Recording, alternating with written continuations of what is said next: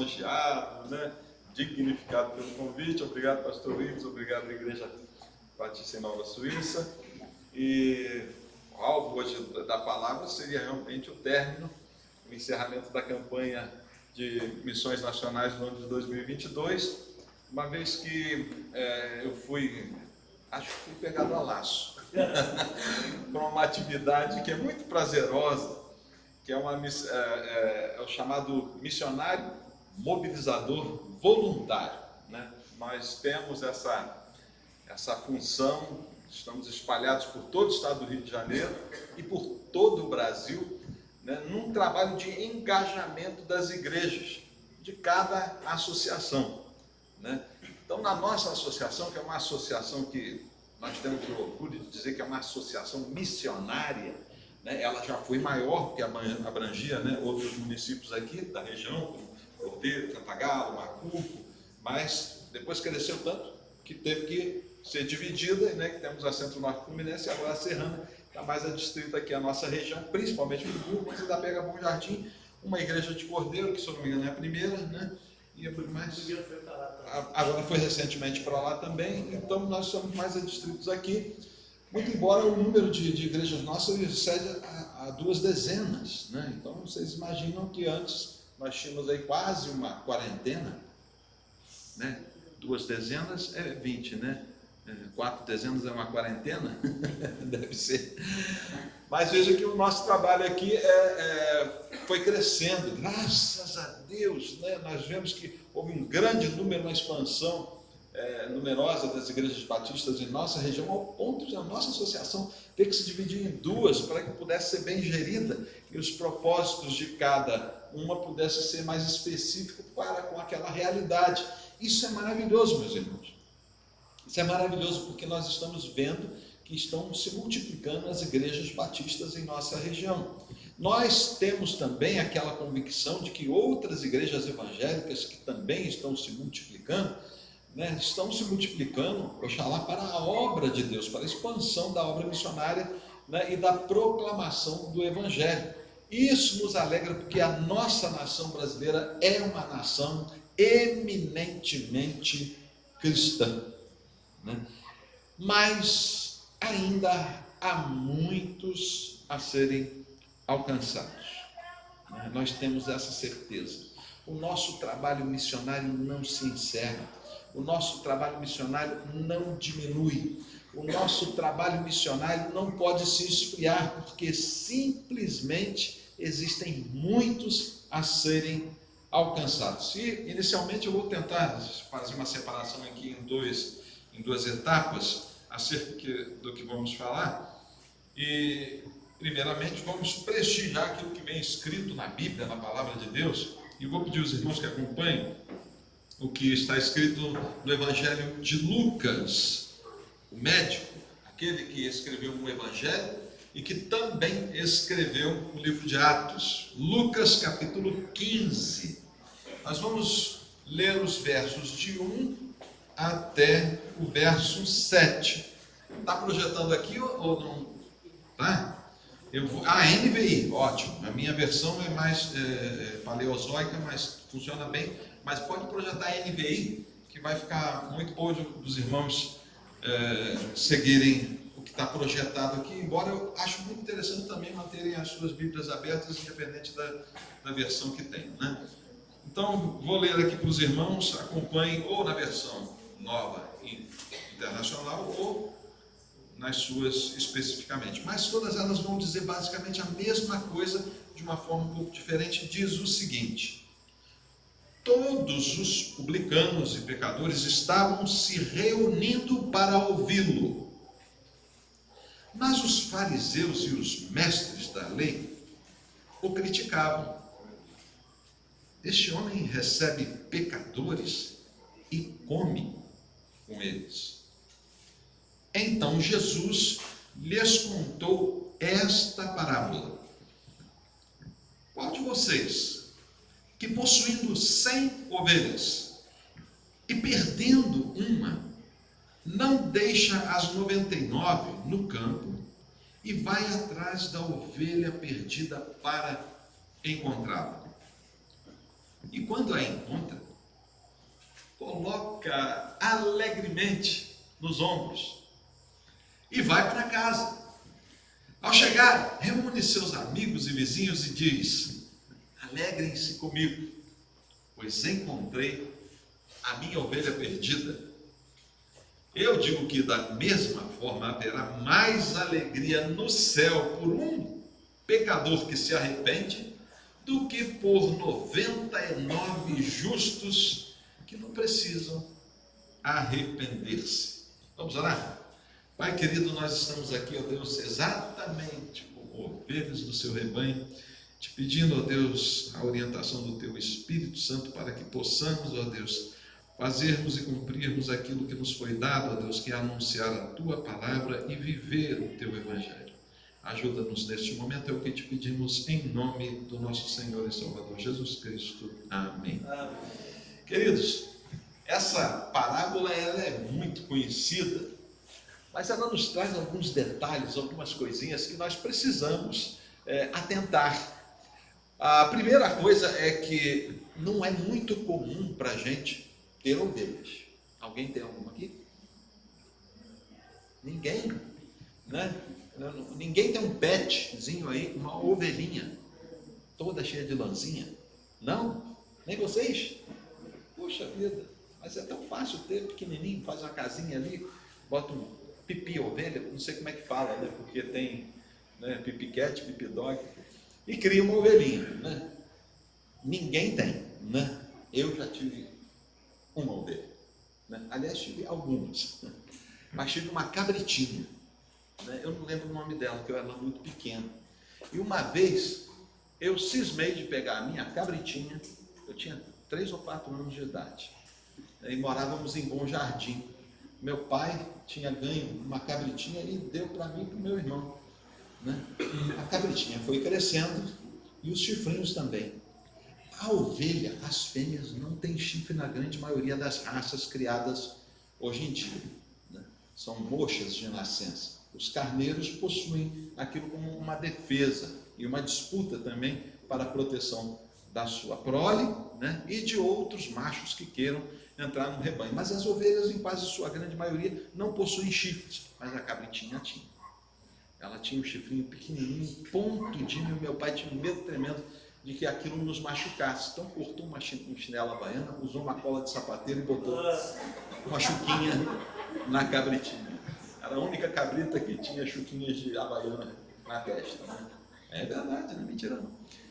E certa ocasião, sem que meus pais soubessem, eu desamarrei a cordinha que ficava no quintal. Ela ficava no quintal, e naquele quintal ela comia, ficava por ali, e de vez em quando ela era levada para um terreno baldio que tinha próximo da nossa casa, ali perto da Casa da Cultura, ali em Bom Jardim.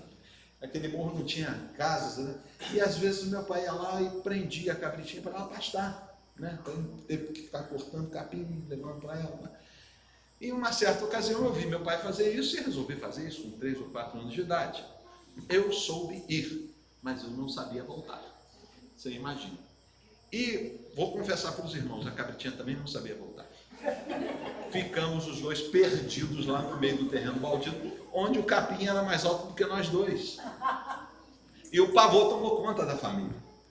Ficaram todos correndo atrás de mim. Cadê o Paulinho? Era Paulinho naquela época. Alguns ainda me chamam de Paulinho, mas Paulo significa pequeno. Aí eu era o pequenininho, para vocês terem ideia.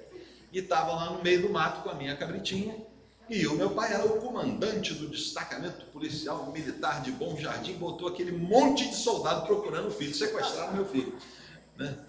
E aí até que começaram a chamar. Aí a minha mãe, muito inteligente, esse menino deve ter desamarrado a cabrita e deve ter levado ela lá no pasto.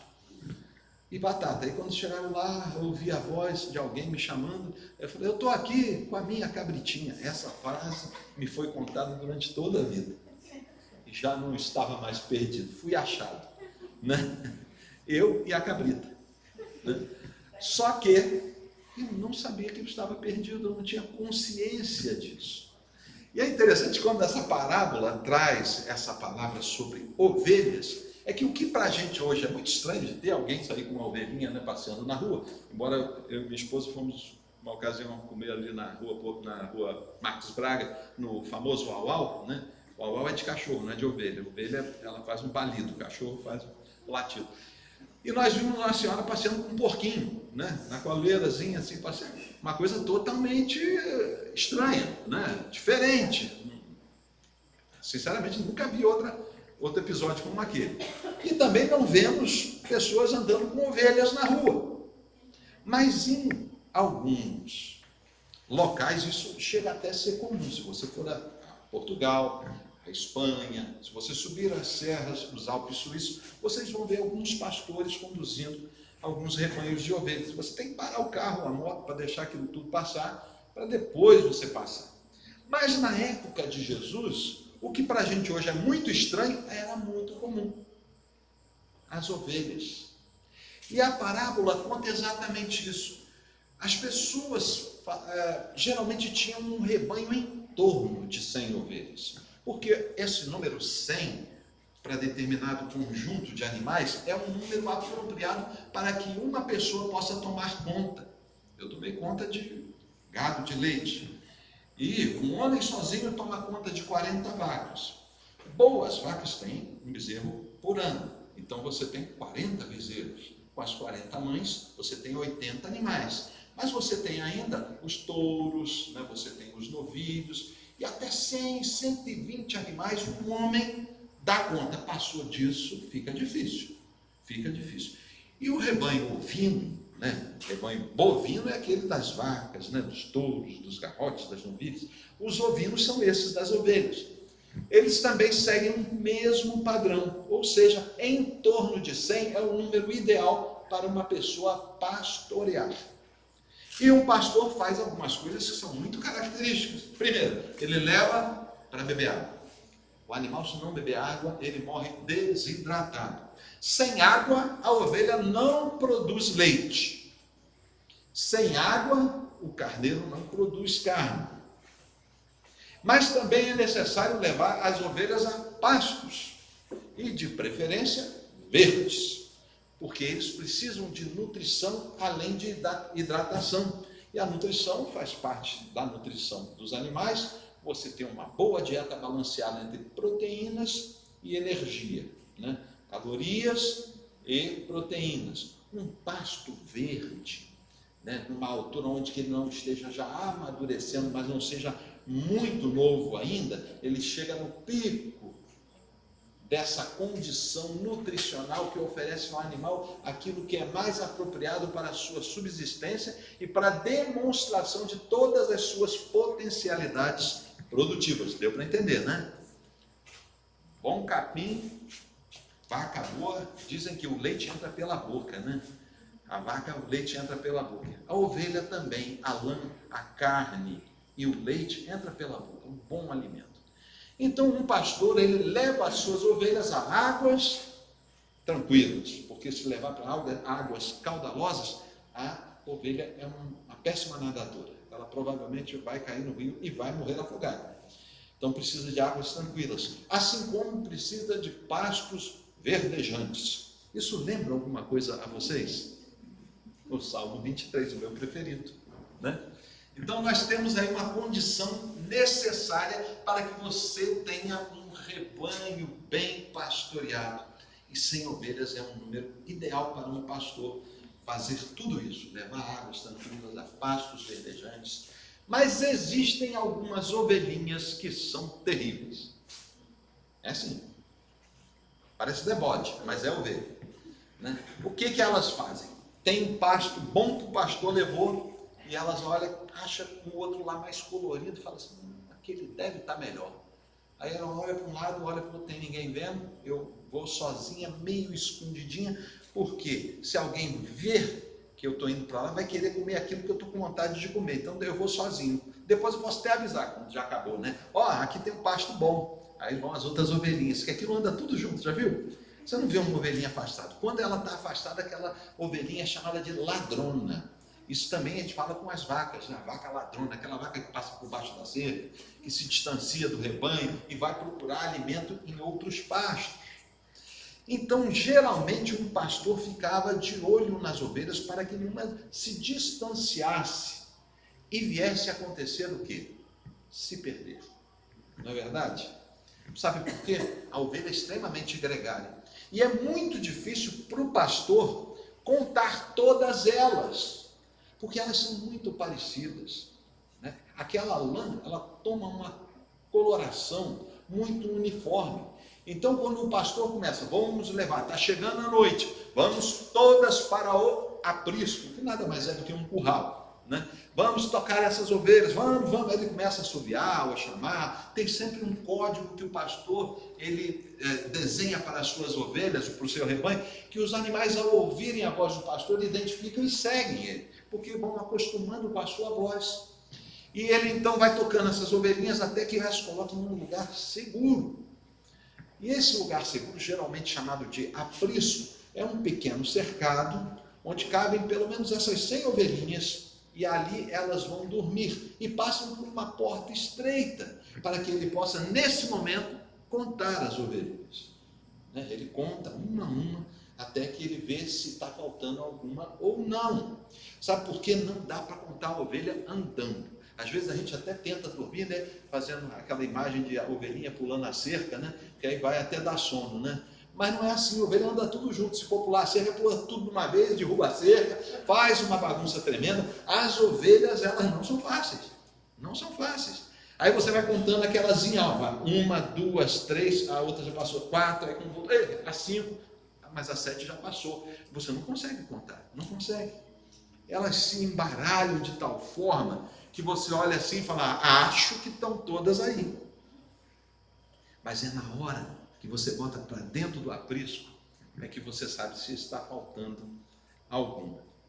Jesus usou essa imagem, essa figura de imagem e de linguagem, para despertar a atenção dos fariseus e dos escribas, ou dos mestres da lei, para um fato que é muito importante para a gente no dia de hoje. Depois de entendermos essa dinâmica, né, da relação homem e ovelha, e em relação àquela realidade da época, Jesus verifica junto com os seus apóstolos, aliás, seus discípulos, um fenômeno que acontecia naquela época e que se repete até os dias de hoje.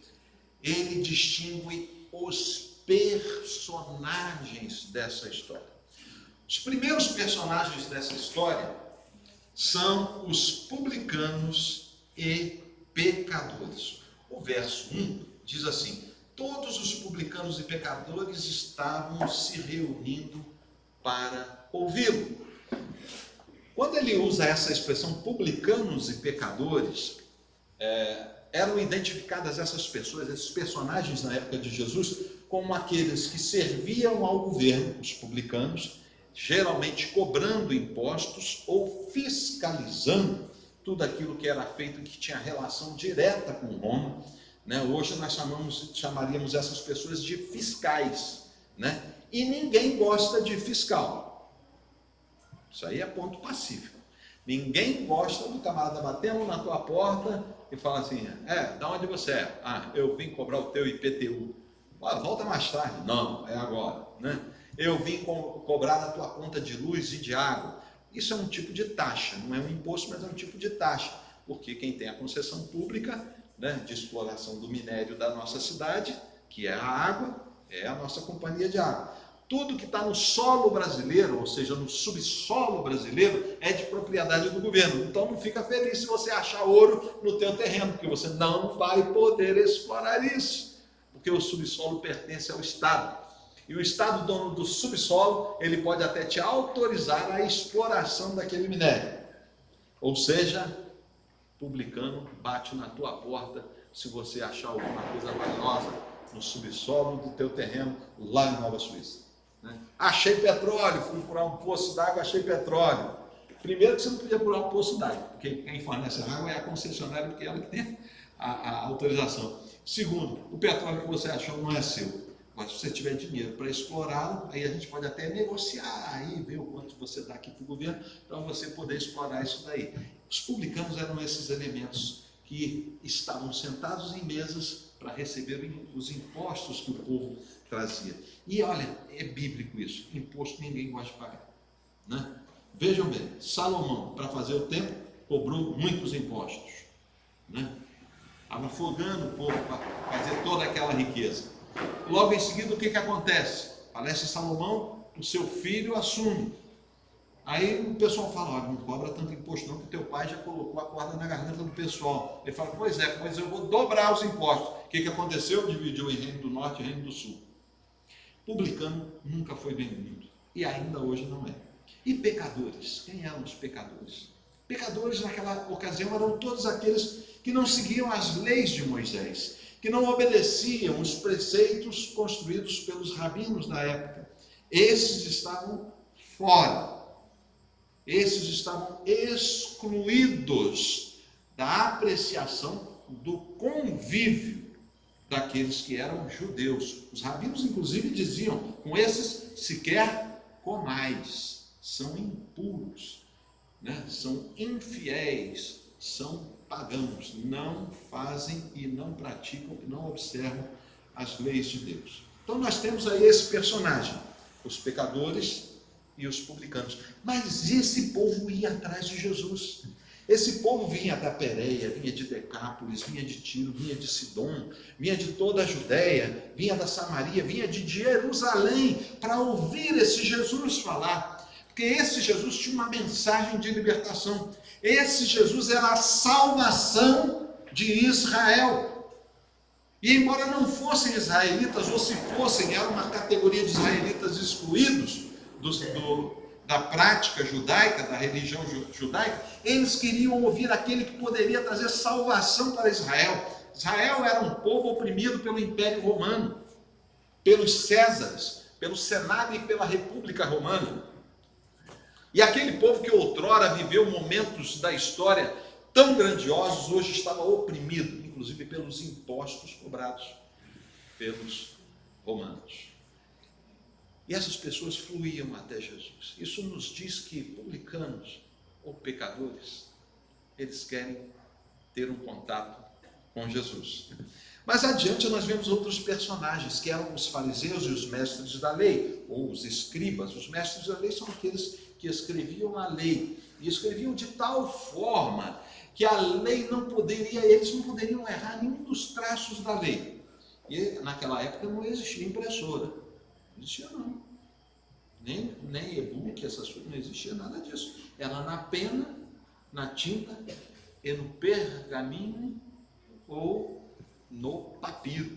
Ou você escrevia aquilo em couro de cabra ou de ovelha, naquelas pelezinhas tiradas principalmente da barriga, né?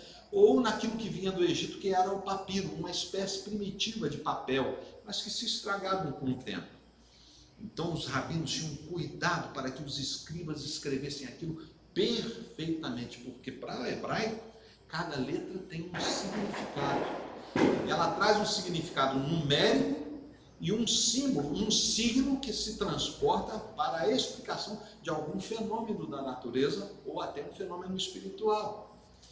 Esses homens que conheciam a lei, que obedeciam a lei, que estavam ali preparados para fazer tudo o que a lei mandava, tudo que a lei de Deus mandava, esses homens, quando olharam Jesus, recebendo publicanos e pecadores, eles começaram a duvidar, esse não pode ser o Messias.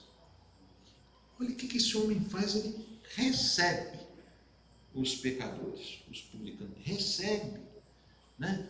Um judeu, para receber, abrir a sua porta e entrar um pecador dentro de sua casa, né? É possível que isso não acontecesse sem antes ele fazer uma série de rituais de purificação, para que não contaminasse aquele lar. E, no entanto, esse mesmo Jesus que ainda recebe e ainda come com eles, os rabinos dizem, com esse sequer comais. Quem é que repete isso lá na frente? O apóstolo Paulo, que se diz fariseu, de fariseus, em algumas traduções, um zeloso do farisaísmo, ou um zelote fariseu, né? Nessas circunstâncias, Jesus criava até escândalo, porque ele deixava com que aquelas pessoas pecadoras se aproximassem dele. E pecadores tinham de tudo quanto é jeito, meus irmãos. E a Bíblia nos revela uma certa categoria de pecadores que chamam-se muito a Jesus, principalmente as mulheres pecadoras, né? As mulheres que às vezes pela viuvez ou pelo abandono de seus pais tinham que vender o seu corpo para poder se sustentar. Isso acontece até os dias de hoje. Isso acontece até os dias de hoje. Nós vemos aí denúncias de crianças sendo prostituídas para que os pais possam alimentar a família. Então, é errado, não é justificável, mas é um fato, que nós não podemos dizer que não existe e simplesmente virar os olhos. Jesus recebia esse tipo de gente. Sabe por quê? Porque essas pessoas queriam ouvir a Jesus. Nem era ouvir de Jesus, porque ele estava lá, eles queriam ouvir a Jesus. Adiante, por favor, verso 3, nós encontramos o seguinte: Jesus então lhes contou uma parábola, parabolém. Essa palavra grega parabolém, para ao lado, bolém, palavra, discurso, né, significava o seguinte: uma coisa que você fala, que não é uma ficção, mas que é um exemplo fictício de uma realidade. Na física, a parábola é um arco, onde você projeta um objeto, ele desfere num arco e vai cair a uma determinada distância. Se você traçar uma paralela, você vai verificar que aquela paralela é a mesma distância percorrida por aquele objeto que fez essa parábola. Ou seja, a parábola nada é mais do que uma explicação mais longa, mais detalhada, daquilo que é uma realidade que você poderia correr mais retamente. Mas Jesus usava disso para que as pessoas refletissem. Vamos à frente. Qual de vocês, possuindo 100 ovelhas e perdendo uma, não deixa as 99 no campo e vai atrás da ovelha perdida até encontrá-la? Olha, quem Jesus diz que é essa ovelha perdida? Publicanos e pecadores. A parábola, lembra? Na linha reta, nós vemos o quê? Publicanos e pecadores. Na parábola, nós vemos as ovelhas perdidas. Nesse cenário, Jesus nos explica que quando a pessoa encontra aquela ovelha perdida, e não é fácil encontrar uma ovelha perdida, um pastor que procura uma ovelha, o que ele faz? Depois que conta e verifica a falta daquela ovelha lá no aprisco, e o aprisco precisa ter uma porta estreita para que não entre tudo de uma vez, que tenha uma estreiteza suficiente para passar pelo menos uma de cada vez, para que ele não possa errar a conta, né? Isso nos faz lembrar da chamada porta estreita, né? A gente faz aquela comparação, né? Jesus pleitear e entrar pela porta estreita. Essa porta estreita é justamente aquela onde a ovelha passa, olha para o seu dono e você fala: essa ovelha é minha, pode entrar. Essa ovelha é minha, pode entrar. Essa ovelha aqui é do meu vizinho, sai daí, você se misturou com a minha. Na porta larga vai entrar tudo junto. Mas na porta estreita também ele vai dar falta daquela que está perdida. E quando ele dá falta daquela igreja perdida, é um momento muito difícil do dia. Porque o aprisco é um local onde você coloca as ovelhas à noite, para proteger ela dos predadores. Quase todo predador daquela região do Oriente, como também nas nossas regiões, trabalha à noite, onde os animais têm mais dificuldade de perceber a aproximação desses predadores. Naquelas regiões, leões, ursos, lobos, raposas, que aqui a gente tem uma raposa chamada cachorro do mato, muito bonitinha inclusive, né? Esses predadores, se pegam uma ovelha de dia, é fácil para o pastor ver e é fácil para o carneiro também tentar proteger a ovelha. Mas à noite ela está deitadinha, enxergando mal, e ela é uma presa fácil. Então, quando o pastor coloca ela para dentro, já está anoitecendo. E olha o que esse pastor faz: ele fecha a porta do aprisco, deixa as ovelhas no campo e vai atrás daquela que está perdida. Geralmente no crepúsculo da tarde, no início da noite, onde você já não vê mais as pedras em que você vai dar algumas topadas e rachar a unha, porque sapato naquela época não era fechado, né? Não sei aqui vocês, mas a gente jogava bola na rua na nossa época e volta e meia uma unha ficava na rua, ajudava a pavimentar a estrada, né? E não é nada gostoso, nada bom, incomoda bastante, e à noite é muito mais fácil disso acontecer.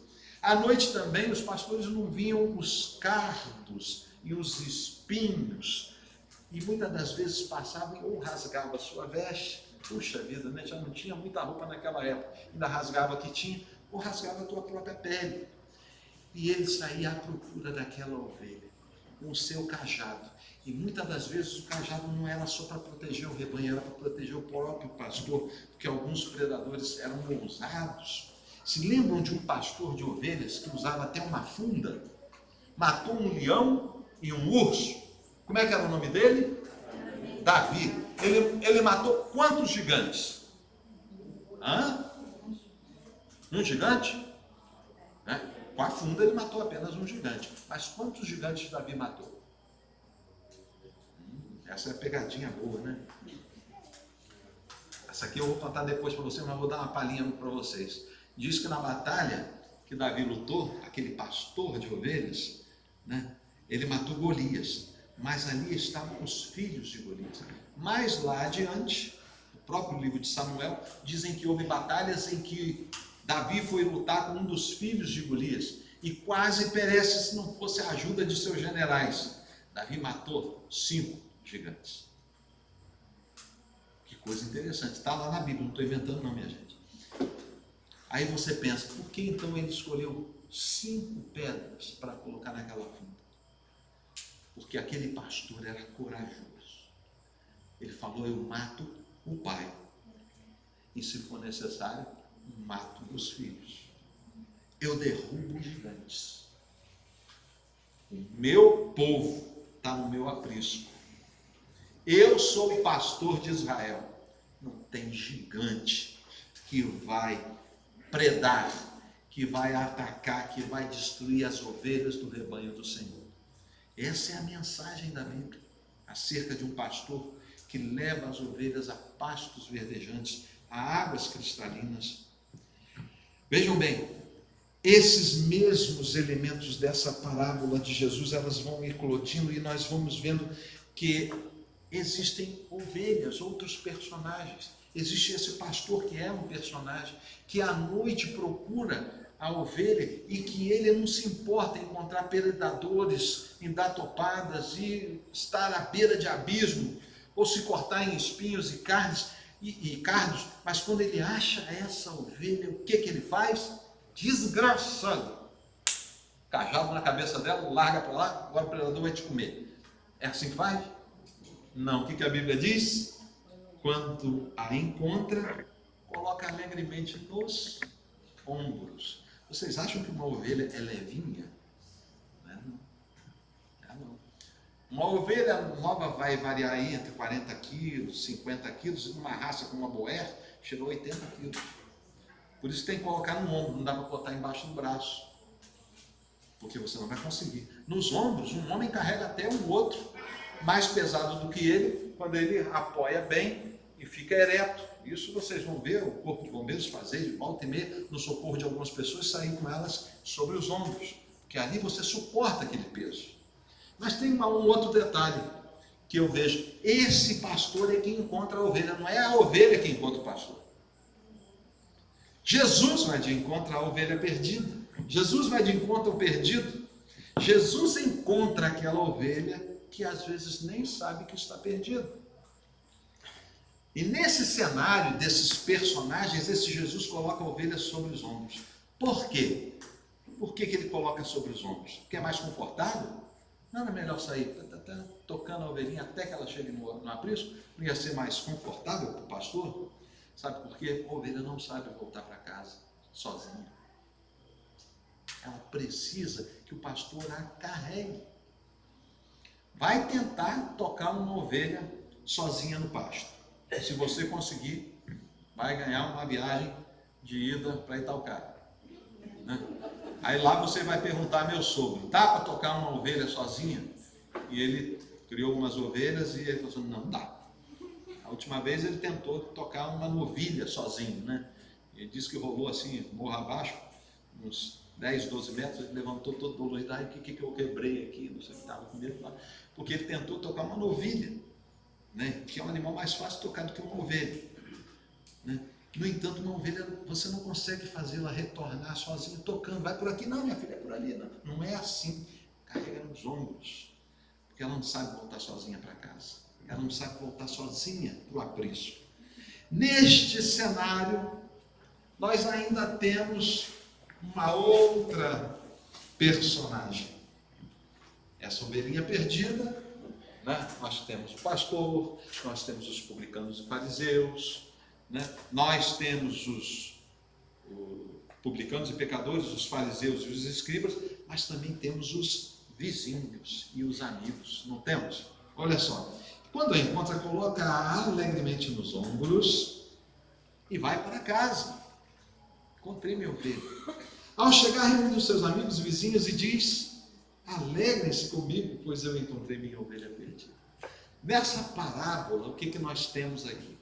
Esses personagens que inclusive se alegram com aquele pastor, porque ele encontrou a ovelha perdida.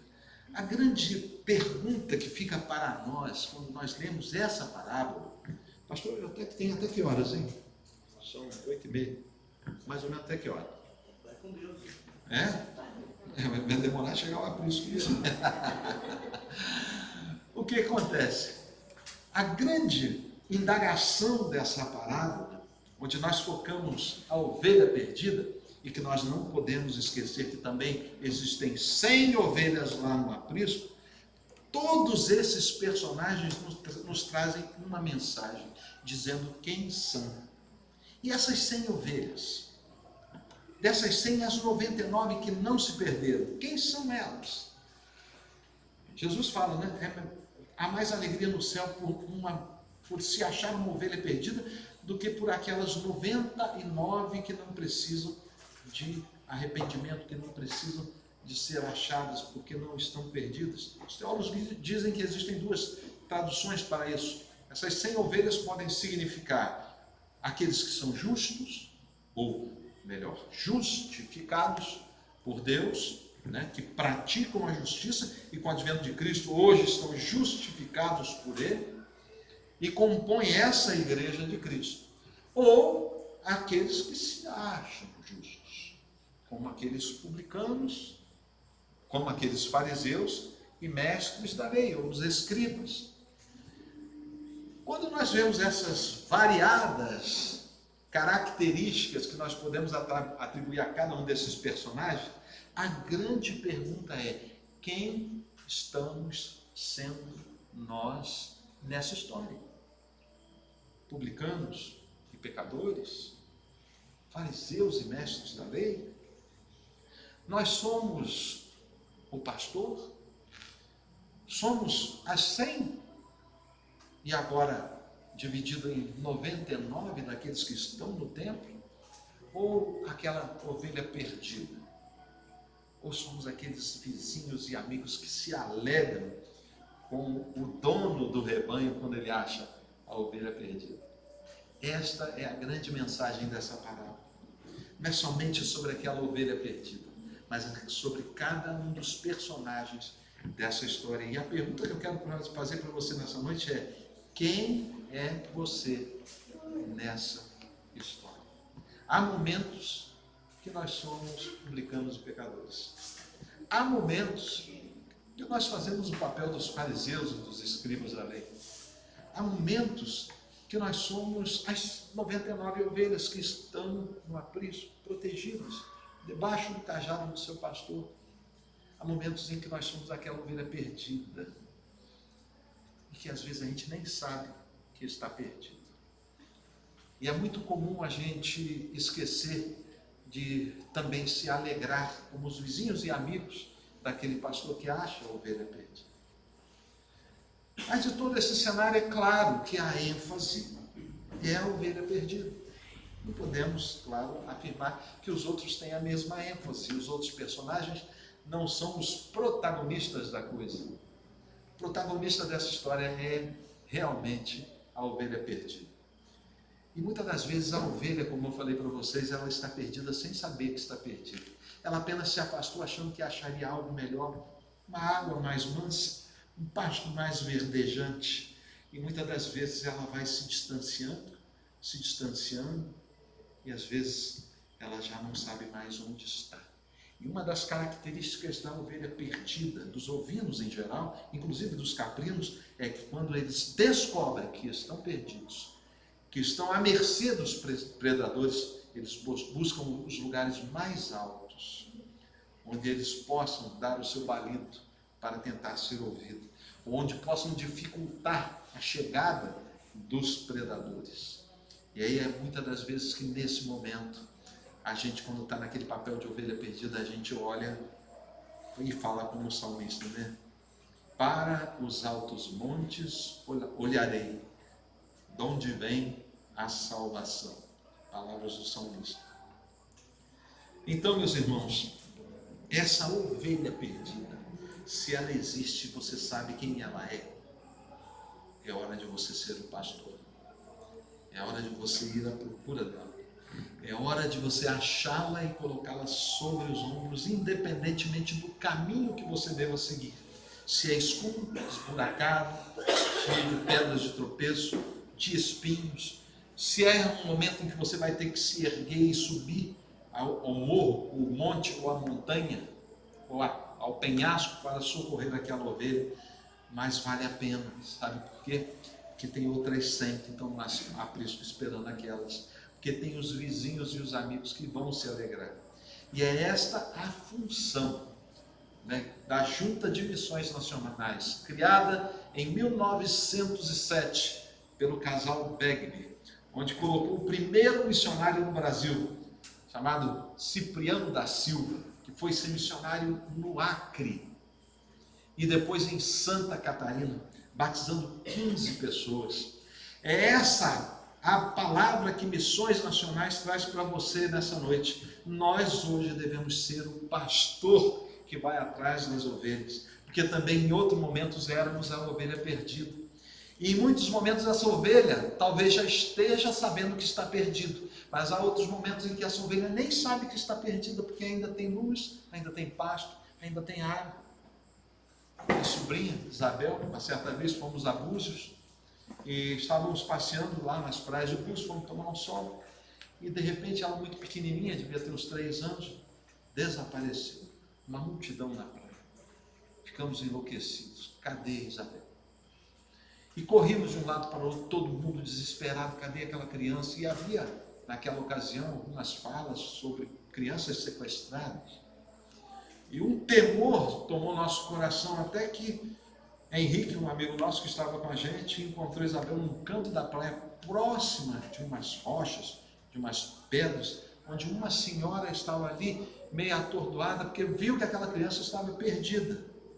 E ficou perto dela até que os pais chegassem, tomando conta da criança, porque ali era um local perigoso, tinha pedras, né? Tinha mariscos que você podia cortar os pés, tinha aqueles ouriços do mar nas rochas, onde você poderia se espetar, ali você poderia cair, bater com a cabeça na pedra, ali as ondas poderiam te levar para mais longe, e aquela criança estava ali, feliz da vida, rindo, se saboreando com aquelas águas de Búzios, com os peixinhos que se via passar, feliz na vida sem saber que estava perdido. Aí meu irmão foi lá, pegou Isabel, não levou sobre os ombros, porque ela é bem pesadinha e também gostava muito de andar. E aí vem e nós ficamos felizes porque achamos Isabel. Mas, meus queridos, às vezes não acontece assim. Às vezes, quando a gente acha a ovelha perdida, ela já está com os predadores em volta. Ela já foi ferida por eles. Ela já foi machucada e às vezes gravemente machucada. E nós temos que enfrentar esses predadores para colocar aquela ovelha sobre os ombros. Missões Nacionais desde 1907 faz isso. Nós conseguimos uma carreta missionária e estamos tratando do dente das pessoas lá no interior do Brasil. Vocês terem ideia, quando nós estávamos montando essa carreta, nos chegaram as notícias dos missionários que estavam onde ela seria recebida. E eles contaram, um missionário contou, eu esqueço o nome dele, né, falando que na região onde aquela carreta estava se dirigindo, já tinha um membro da igreja que tinha arrancado um próprio dente com uma chave de fenda. A dor era tão grande, e a distância para ele percorrer até o próximo posto de saúde, que era 83 quilômetros, a dor era tão grande e insuportável que ele tirou o próprio dente com uma chave de fenda. Uma senhora pediu para que o neto arrancasse o dente dela com um alicate, porque ela não aguentava mais de dor. E a dor dessas pessoas foi amenizada com a chegada da carreta missionária. E ali nós tratamos da dor de dente das pessoas e a dor da alma das pessoas. Pessoas ali presas ao espiritismo, à macumba, à umbanda, presas a uma idolatria muito grande do padrinho Cícero, né? Do padrinho Cícero, né? Do padre Cícero. E hoje nós estamos já projetando uma nova carreta para fazer trabalhos preventivos para mulheres e homens, né? Para prevenção do câncer de próstata, para prevenção de câncer de mama e de útero. Nós estamos já projetando uma nova carreta. No trabalho da Cristolândia, nós temos levado milhares de pessoas a ouvir falar de Jesus e dezenas delas se convertendo todos os meses aos braços de Jesus. Ovelhas perdidas, ovelhas cujos predadores já estão em volta, já estão machucando, já estão quase matando essas ovelhas. Mas nós às vezes resgatamos elas sem lã, sem carne, feridas, machucadas, subnutridas, desidratadas, mas trazemos elas para o aprisco. Isso nos traz uma grande alegria. A Cristolândia é um trabalho maravilhoso, terrível de se conviver com aquelas realidades. Mas se os irmãos quiserem ter contato, nós temos na Junta de Missões Nacionais o trabalho da Cristolândia aqui em Miracema, entre Padre e Miracema, e agora o trabalho da Associação Cordeiro de Deus em Italcara e aqui em Monerá, onde os irmãos verão com seus próprios olhos almas que estavam lá perdidas com esses predadores em volta e hoje estão sendo resgatadas. Isso nos traz muita alegria. Isso é por causa da sua contribuição, meu irmão. Isso é por causa das suas orações, meu irmão.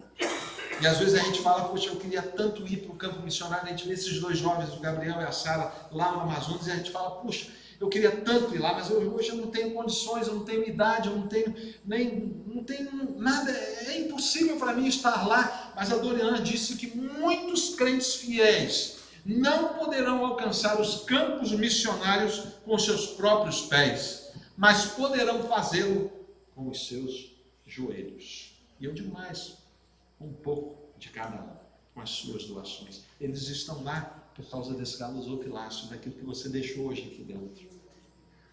Resgatar ovelhas perdidas.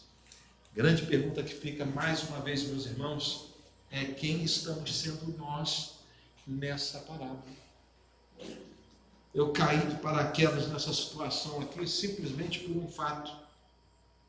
Hoje sou missionário mobilizador voluntário, porque pastor Ezequias e irmã Maria Helena me pediram que os ajudasse a falar um pouquinho de missões na nossa região, porque dada a pandemia houve um grande esfriamento do povo, um enclausuramento do povo, e nós estávamos sofrendo para manter missões nacionais no solo brasileiro. E eu vi coisas das quais eu tenho que revelar para os irmãos, eu não posso ficar fora disso. Nós fomos aqui numa igreja chamada Igreja Batista de Tabua. Tabua é um pequeno vilarejo, mas muito pequeno mesmo. É um vilarejo de primeira. Se você passar a segunda marcha, você já passou por ele. Aí, Tabua é aqui, você vai para Italcara, Camusim, chega em Pureza. Eu não sei por que Pureza é o nome do lugar, deve ser por causa da cachaça muito purinha que era feita lá, porque tinha usina lá. Você entra em Pureza, você vai sair em Italva. Era uma estrada de chão que eu passei algumas vezes por ali, por causa das visitas que nós fazíamos à Igreja Batista de Barro Branco, onde o pastor Juvenal foi pastor, onde temos lá um grande amigo, o vice-presidente, o irmão Diácono Renato, e tivemos contato com aquela igreja. Tabua fica próximo a Barro Branco e a Penedo. Hoje aquilo está asfaltado, oh glória! E nós fomos lá, para a honra e glória de Deus, poder testemunhar o que aqueles irmãos daquela pequena igreja do interior fluminense faz com a obra de missões nacionais. Ela é o referencial de missões em todo o Brasil. Está aqui, 120, 130 quilômetros de vocês, um dia vamos lá. Eu só não convido os irmãos para irem agora no final de semana, que vai ter inclusive série de conferências lá, gostaria muito de ir, mas estou impossibilitado. Uma igreja que faz leilões missionários. E nós fomos lá, ano passado, estávamos lá. Por quê? Porque o vice-presidente da igreja, que foi inclusive ordenado pastor, está no trabalho missionário hoje, lá no Paraná, irmão Cláudio Márcio de Jesus, que encontrei e o conheci na época que eu trabalhava com gado de leite. Ele adquiriu algumas vacas da gente, e aí isso foi estreitando nossas relações. Cláudio Márcio, coronel do Exército, passou para a reserva, voltou para a terra do pai, onde o pai foi pastor na igreja de Tabua, uma igreja linda, no estilo arcádico, muito bonito, né? Onde o pai dele, ajudando a construir a igreja, sofreu uma queda, teve um traumatismo craniano e faleceu, pastor da igreja. Cláudio Márcio voltou para ali, revigorou o trabalho da igreja, um missionário, aquele homem tem missões na veia, né? Restabeleceu aquele furor missionário dentro da igreja. Hoje a igreja é referencial no Brasil. Ali nós vimos um leilão missionário onde tinham diversos lotes de animais de corte. Um grupo de Nelore, um grupo de Tabapuã, um grupo de Girolando, um grupo de Guzerá, fazem leilão de tudo.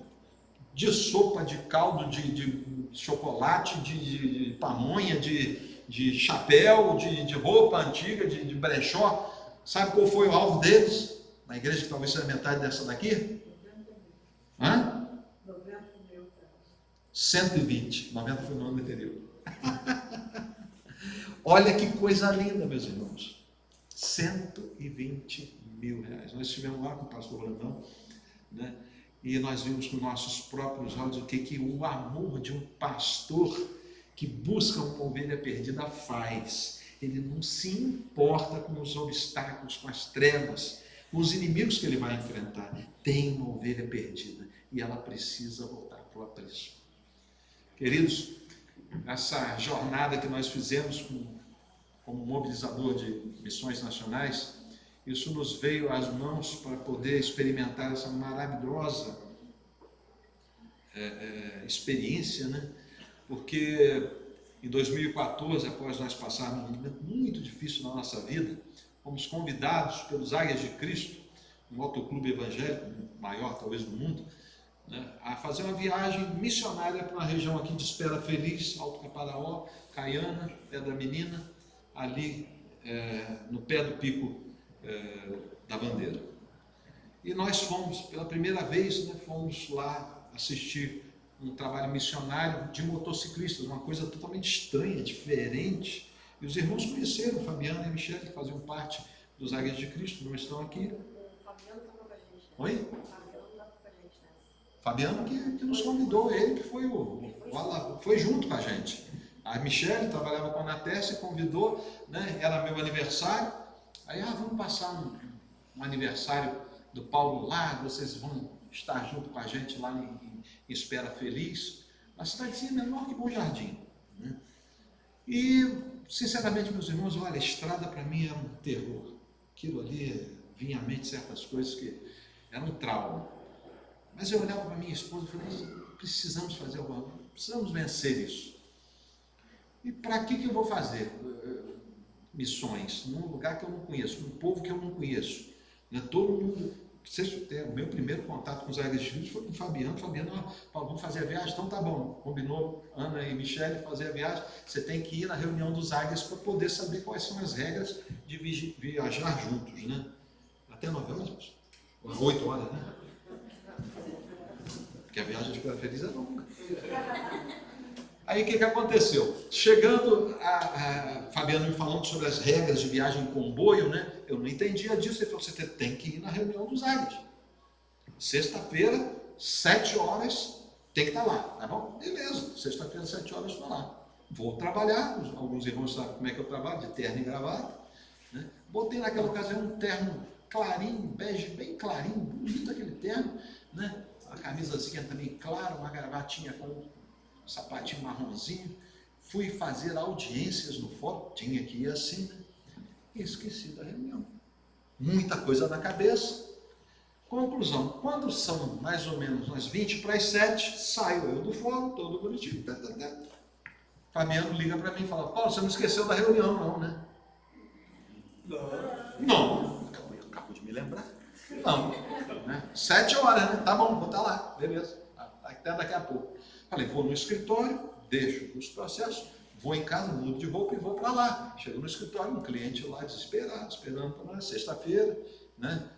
Aí deixa tudo para sexta-feira, aí me toma um tempo, 7h25, eu saio de lá e vou chegar uns 10 minutos depois, 7h35, lá em frente à sede dos Águias de Cristo, que na época era do lado da Igreja Batista de Ouro Preto. Era do lado mesmo, parede e meia. Diversas vezes o presidente dos Águias de Cristo, a gente às vezes saía de um trabalho na Igreja de Ouro Preto, eu tenho minha tia, minha prima lá, que inclusive é promotor de missões. Às vezes a gente saía numa sexta-feira no trabalho lá, o pessoal falou, ô Paulo, vem cá, tem um churrasquinho, não sei o quê. Não, outra hora. Nunca me interessei por moto, gente. Tirei a carteira de moto com 21 anos, né? E só tirei a carteira porque achava que nunca ia poder comprar um carro. Depois comprei um carro, nunca mais quis uma moto. 4 rodas, muito melhor, mais confortável, pega chuva, pega vento, pega poeira, né? Muito bem, nunca mais subi uma moto, não me interessava por moto. E para que eu ia ali, né? É um pessoal legal, mas sexta-feira está cansado, queria ir para casa. Convidava e eu nunca fui. Mas nessa ocasião, nós aceitamos o convite da Michele e do Fabiano e fomos. E quando eu cheguei naquela sexta-feira, meus irmãos, quando eu parei o carro assim, a distância daqui na porta ali, olhei aquele pessoal todo de preto, de couro, cheio de pet, uns com boné, outros com lenço amarrado na cabeça, uns bem estranhos, sabe? Tatuagem, cordão, uma barba tremenda, cabelo nenhum em cima, um monte de cabelo embaixo. Pessoal estranho, né? Eu olhei para mim assim, olhei para eles, olhei para mim, olhei para eles, lamento, Fabiano, eu vou embora. Só que por um descuido meu, eu botei a mão na porta e acendeu aquela luzinha do salão. Quando eu fechei, falei, agora eu vou embora. A mãozinha vai no vidro e tal. Ô Paulo, vamos embora. Era Fabiano.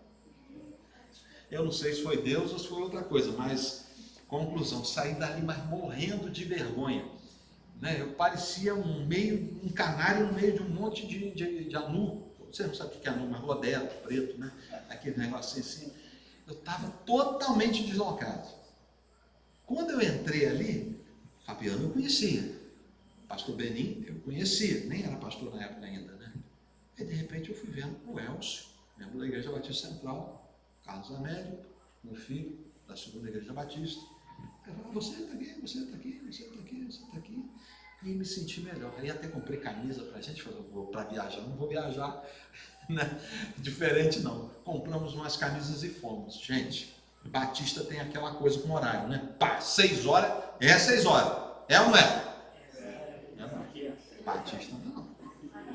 Aqui pode até ser, né? Eu estou achando até que vai se formar aqui uma convenção batista diferente, porque batista de tradição nunca sai na hora e nunca chega na hora. A gente está mudando essa cultura agora. Aí, como um bom batista, marcaram 6 horas, era para sair 6 horas, eu cheguei 6 horas.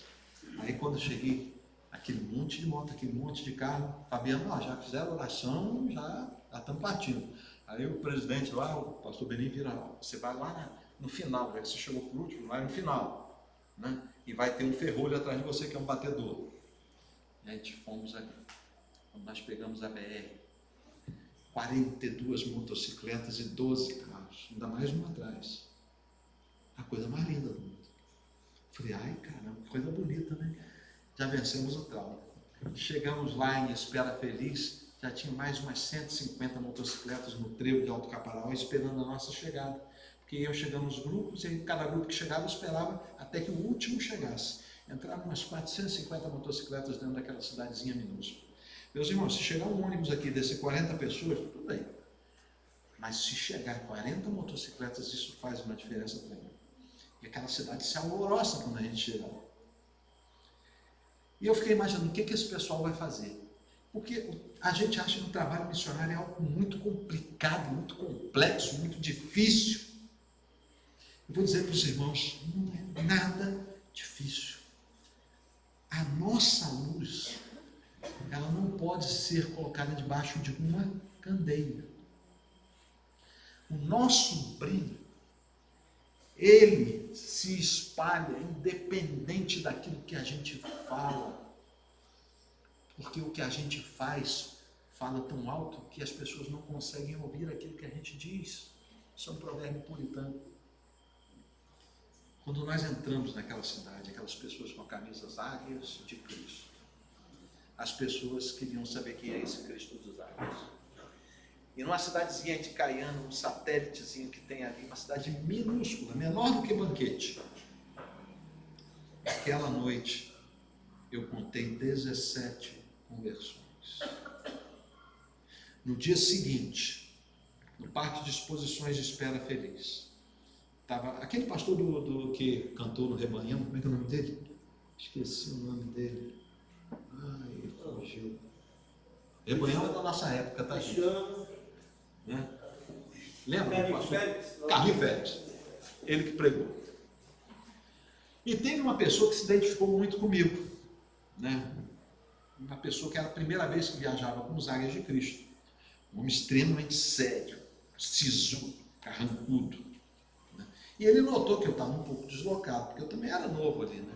E ele tinha ido de moto com o filho e a esposa tinha ido de carro com a filha. E aí ele se aproximou de mim e começamos a conversar, traçar um diálogo. E ali eu já estava impressionado com aquilo que tinha acontecido no dia anterior. E aí já comecei a ver uma moto para mim. Quase 30 anos depois. Né? Já estava vendo uma moto para mim. Aí, por uma jesuicidência, eu sentei numa moto e aquela moto, o pessoal tirou foto e falou, teu número. Né? E eu fiquei entusiasmado com aquela moto. E esse rapaz chegou para mim e falou assim, olha, eu tenho uma exatamente igual. E começamos a conversar sobre aquela motocicleta. E ali nós traçamos uma relação, uma afinidade. Mas eu fiquei muito desconfiado, porque eu via sempre meio afastado, sério. Eu fui perguntar para o pastor Berim. Falei, Berim, quem é aquele rapaz ali?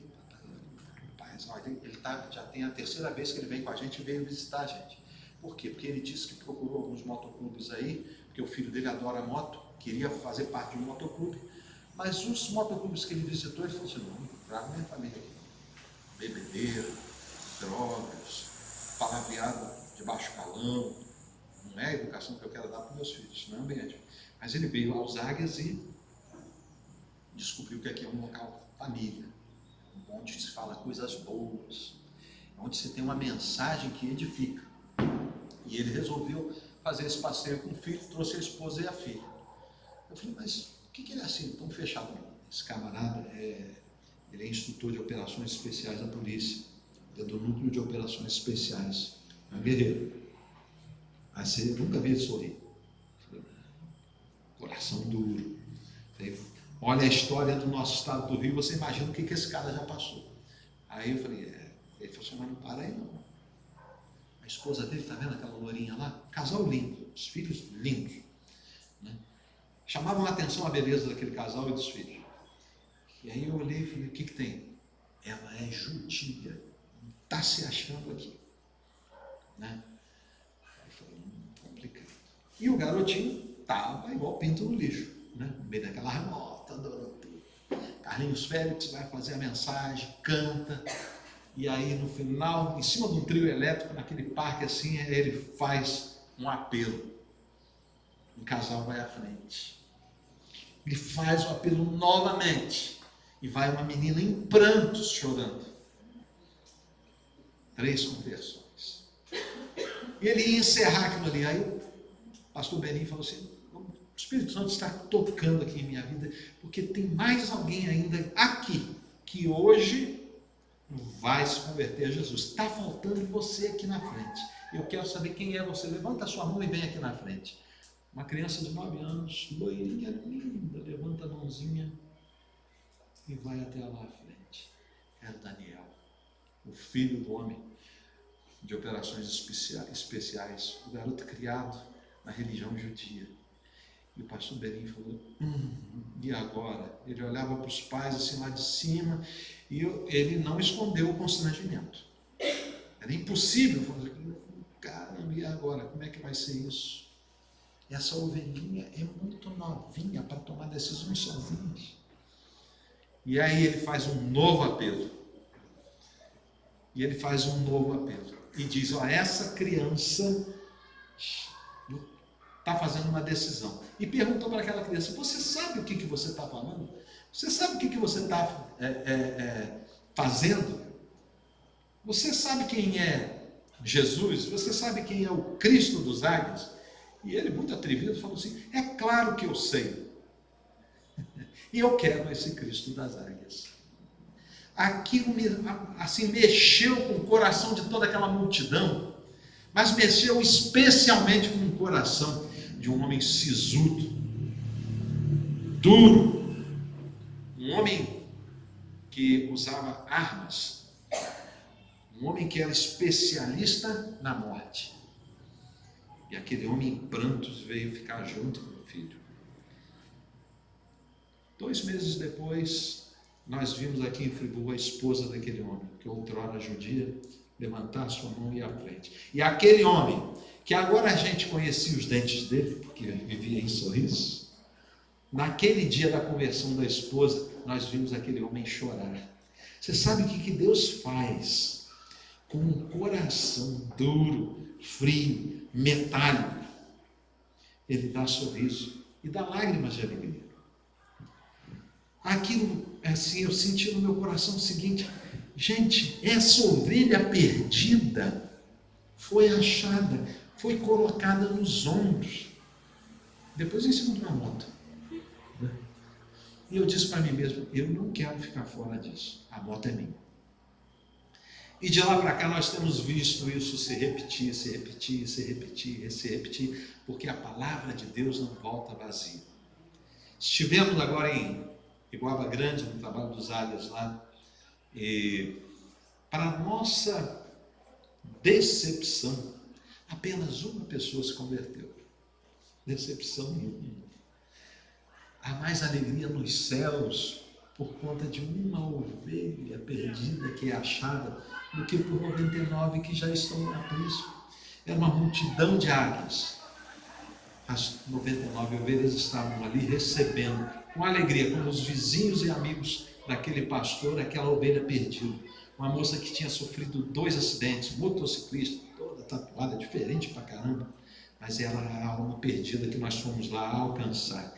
Todos nós fizemos o papel daquele pastor, todos nós fizemos o papel daqueles amigos e vizinhos daquele pastor. Todos nós nos alegramos como aquelas 99 ovelhas que estavam ali para receber pelo menos uma alma perdida. Meus irmãos, isso não tem preço. Não tem preço. Não é 10, não é 20, não é 50, não é 100 que vai te trazer mais alegria do que uma alma perdida. Quanto custou aquelas almas que estavam se batizando ali no rio Amazonas? Elas custaram o sacrifício de Cristo. E você vira um Cristo aqui, ó, abrindo a porta da gaiola para libertar os cativos. A mensagem do Evangelho precisa continuar a ser pregada. Missões nacionais. Estamos aqui porque alguém lá atrás nos fez ovelhas deste rebanho. Nos tornou uma das 99. Mas nós sabemos que existe uma perdida, pelo menos uma, e nós temos que ir atrás delas. E se não podemos ir com os nossos pés, vamos com os nossos joelhos, vamos com as nossas contribuições. Amém? Muito obrigado. Desculpe aí, advogado não pega a palavra, é um problema. É um problema. Mas que Deus abençoe os irmãos. Essa igreja é uma igreja missionária, ela não faz missões, ela é missões. Nós estamos aqui para dizer que os irmãos devem se alegrar com essas almas que estão sendo resgatadas. Continuemos o nosso trabalho com alegria. Ele é árduo. Às vezes a gente vai trabalhar no escuro, vai dar topada, vai cair. Às vezes vai se espetar em espinhos. Às vezes nós vamos ter que enfrentar lobos, leões e ursos. Talvez até gigantes. Mas vale a pena. Aquela ovelha vale a pena. Amém? Muito obrigado pela oportunidade. Isso quem fala é a igreja pentecostal. Mas eu vai valer hoje para mim. Bom, saúdo-vos com a paz do Senhor. Amém, irmãos? Nós possamos nos colocar com Cristo, buscando as ovelhas perdidas. Essas ovelhas éramos nós, enquanto as ovelhas estão perdidas por aí precisando de alguém que indique o caminho. Que essa igreja se mova sempre nesse sentido. Nós vamos pedir já aos irmãos do Ministério